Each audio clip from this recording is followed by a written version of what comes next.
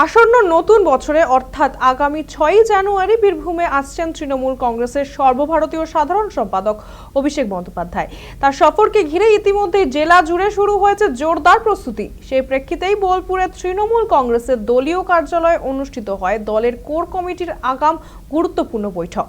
এই বৈঠকে উপস্থিত ছিলেন তৃণমূল নেতা অনুব্রত মণ্ডল, বীরভূম জেলা পরিষদের সভাপতি কাজল শেখ, লাভপুরের বিধায়ক অভিজিৎ সিনহা, বোলপুরের বিধায়ক চন্দ্রনাথ সিনহা, সিউড়ির বিধায়ক বিকাশ রায় চৌধুরী, ডেপুটি স্পিকার আশিস বন্দ্যোপাধ্যায় সহ আরও বিশিষ্টজনেরা। সেখানে মূলত অভিষেক বন্দ্যোপাধ্যায়ের বীরভূম সফরসূচি নিয়ে বিস্তারিত আলোচনা হয়। দলীয় সূত্রে খবর, বীরভূমে এসে একটি জনসভায় অংশ নেবেন অভিষেক।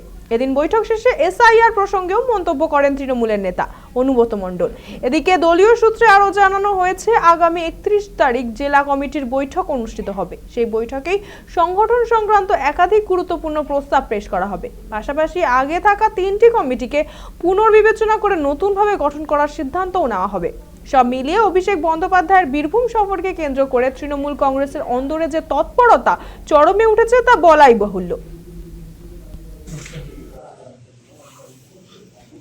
হচ্ছে তোমার অভিষেক 6 তারিখে আসছে, সেখানে আমরা 8 জনাই ছিলাম, সবাই ছিলাম। আমি